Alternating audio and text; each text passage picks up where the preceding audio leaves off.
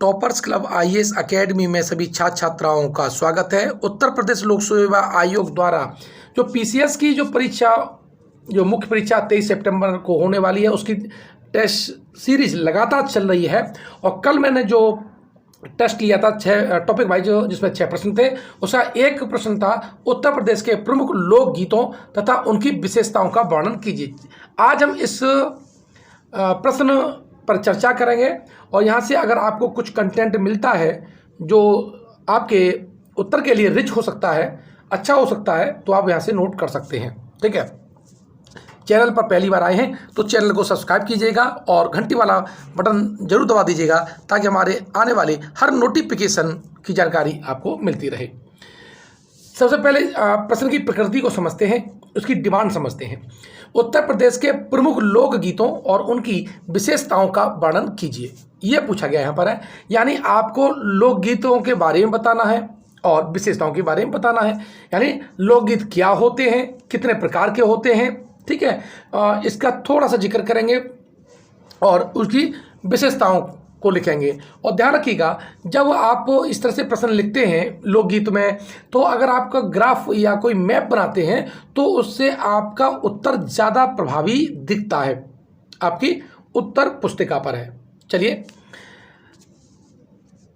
एक हम शुरुआत करते हैं। जन सामान्य जब अपने भावों को किसी भी गीत या कविता के माध्यम से लयात्मक ढंग से स्वर माधुर्य के साथ प्रस्तुत करता है तो वे लोकगीत कहलाते हैं। लोकगीत जन आकांक्षाओं के क्या होते हैं, प्रतीक होते हैं। ठीक है, ये पॉइंट बहुत इंपॉर्टेंट है।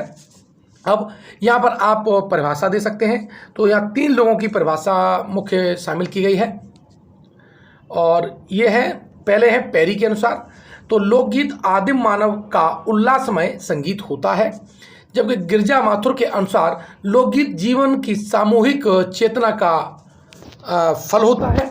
और पंडित ओंकार नाथ ठाकुर कहते हैं कि देसी संगीत की पृष्ठभूमि लोक संगीत होती है। ठीक है, तो ध्यान रखिएगा, ये 3 परिभाषाएं हैं, यहाँ से आप उसको लिख सकते हैं। अब देखो, समग्र दृष्टि से अगर देखा जाए तो लोकगीत लोक जीवन का दर्पण है, जिसमें जनमानस की समस्त अभिव्यक्तियां, भावनाएं, संवेदनाएं, प्रेम, स्नेह, कटाक्ष, तंज, सम्मान एवं माधुर्य प्रतिबिंबित होते हैं। ठीक है, लोकगीत के बाद यहाँ पर हम देखें प्रकार के बारे में, तो लोकगीत आपके 5 प्रकार का होता है। कौन कौन से हैं तो उसके बारे में आप दिखा देंगे। लोकगीत पहले होते संस्कार गीत, जैसे जन्म उत्सव है, मुंडन है, विवाह के समय गाए जाते हैं, जैसे जन्म के समय सोहर गाई जाती है। ठीक है, तो ये कैसा हो जाएगा, संस्कार गीत होगा। जब दूल्हा बारात लेकर निकलता है तब वो महिलाएं जो गाना गाती हैं उसे निकासी यानी दूल्हा निकासी कहते हैं। ठीक है, गाथा गीत कहें तो लोक कथाओं पर ये आधारित होते हैं, जैसे हरदौल है, बुंदेलखंड में आपके आला उदल की वीर गाथाएँ गाई जाती हैं और मोरध्वज की कथा कही जाती है। पर्व गीत करें, जैसे होली, दिवाली, रक्षाबंधन पर जो गाया जाता है सामूहिक रूप से, उसे क्या कहते हैं, पर्व गीत कहते हैं। जबकि पेशा गीत कहते हैं कि जब कोई कार्य करते हुए अपना पेशा या को संपादित करते हैं, कार्य करते हैं, तो उस वक्त जो गाते हैं, जैसे जब फसल की बुआई होती है तो बुआई गीत गाए जाते हैं। और जब छप्पर गांव में पहले छप्पर छाते थे तो छप्पर छपाई कहते थे उन्हें। तो ठीक है, तो ये कैसे होते हैं, ये पेशा गीत होते हैं। जैसे कहार हैं जो और नाई हैं, ये अपने जातिगत गलत हो गया, अब पेशा गीत समझ लो, पेशे के वक्त है। अब जाति गीत की हम बात करें तो जो जाति गीत होते हैं तो विशेष वर्गों या जाति के द्वारा गाए जाते हैं, जैसे कहार है, नाई है, ये अपनी जातिगत कुछ गाना गाते हैं, उन्हें हम कैसे कहते हैं, जातिगत गीत कहते हैं। अब लोकगीतों की हम विशेषताओं की हम बात कर लेते हैं, तो देखो, ये लोक भाषा में रचित होते हैं। किसमें, लोक भाषा में रचित होते हैं। और ये कहो इसके रचनाकार वास्तविक रूप से पता लगाया है तो ये रचनाकार की यहाँ पर नाम और पता नहीं मिलता है। इनकी रचना किस में होती है, जन समुदाय के द्वारा होती है, उन जन समुदाय के बीच में होती है और ये मौखिक परंपरा में ही जीवित रहते हैं और पीढ़ी दर पीढ़ी गाए जाते रहते हैं।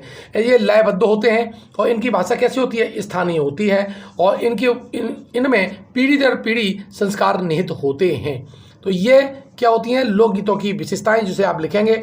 अब हमने यहाँ पर थोड़ा सा नक्शा बनाया है और इस नक्शे में हमने बताया कौन कौन से गीत उत्तर प्रदेश के किस क्षेत्र में गाए जाते हैं। तो देखते हैं यहाँ पर है, ये आपका ये पश्चिमी उत्तर प्रदेश है और यहाँ पर रागिनी, होला और पूर्ण भगत गाए जाते हैं। रोहिलखंड जो बरेली का इलाका है, यहाँ पर लावणी और बेहतर बील गाई जाती है।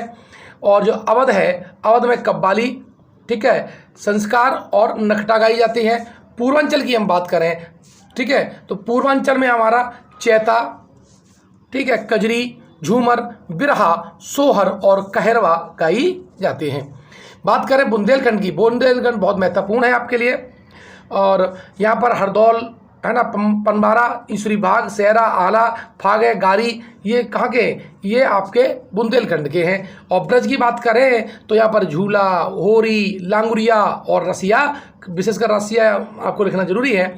ये कहाँ है, ये ब्रज के लोकगीत हैं। ठीक, अब उत्तर प्रदेश के प्रमुख लोकगीत हैं, उनकी विशेषताएं देख लेते हैं क्या है। तो ये सोहर है, ये बच्चों के जन्म की खुशी में गाई जाती है। ढोला में क्या, राजकुमार ढोला और उनकी प्रेमिका के बीच जो प्रणय संबंध है उनको बतलाया जाता है। कजरी है जो कि मिर्ज़ापुर में ये गाया जाता है, मिर्ज़ापुर के आसपास में, और ये अवधि में गाया जाता है और ये सावन के महीने में गाया जाता है। बिरहा जो कि उत्तर प्रदेश का प्रमुख लोकगीत माना जाता है, ये वीर रस का गीत है और भोजपुरी में करताल के साथ ही गाया जाता है। ये आप लिखेंगे। साथ ही अब देखो इन्होंने जो क्वेश्चन लिखा है वो सही लिखा है। चैता है, ये प्रेम की अभिव्यक्ति का ऋतु गीत है और फागुन पूर्णिमा के अवसर पर गाया जाता है। कहरवा है जो ये संस्कार गीत है और ध्यान के ये जाति गीत भी है जो विवाह के समय कहार जाति के द्वारा गाया जाता है। नौका झक्कर की हम बात करें तो ये नाई समुदाय का जाति गीत है। साथ ही आला बात करें तो ये वीर रस प्रधान है और दो भाई आला उदल जो कि बुंदेलखंड के महुआ के थे, उनकी शौर्य ये गाथा है। तो उपरोक्त विवरण से अब इसका निष्कर्ष हम देख लेते हैं हम कैसे लिखेंगे। तो उपरोक्त विवरण से पता चलता है कि लोकगीत पूर्वजों के इतिहास, संस्कृति, परंपराओं और उनके अनुभवों का सार होते हैं जो संगीत एवं लयात्मक प्रस्तुत किए जाते हैं। जीवन के हर अनुभव को समेटे हुए ये लोकगीत जन समुदाय की मानसिक चेष्टाओं के प्रतिबिंब होते हैं जो विभिन्न अवसरों पर प्रकट होती रहती है। ये निष्कर्ष में हम लिखेंगे। देखिए महत्वपूर्ण सूचना ये है कि टेस्ट सीरीज स्टार्ट हो चुकी है और टेस्ट सीरीज की जो फीस है वो है 2500 रुपये है और ये पेपर 5th और पेपर 6th का है। ठीक है, इसमें टॉपिक वाइज टेस्ट होंगे और आपके 8 फुल टेस्ट होंगे। घर के कितने होंगे? 8 फुल टेस्ट होंगे। तो इस तरह से आप अगर ये देना चाहते हैं तो कमेंट बॉक्स में, डिस्क्रिप्शन बॉक्स में दोनों जगह लिंक दे रखी है। टॉपर्स क्लब IAS अकेडमी को प्ले स्टोर से डाउन कीजिए और वहाँ से आप कोर्स को परचेज कर सकते हैं। ठीक है, अगर आपको कोई पॉइंट ना समझ में आया हो तो आप मुझे कमेंट बॉक्स में लिख सकते हैं, या इन दोनों पेपर में से कोई भी टॉपिक ना समझ में आ रहे हो तो मैं स्पेशल उसके लिए वीडियो बना सकता हूँ। मिलते हैं नेक्स्ट वीडियो में। धन्यवाद।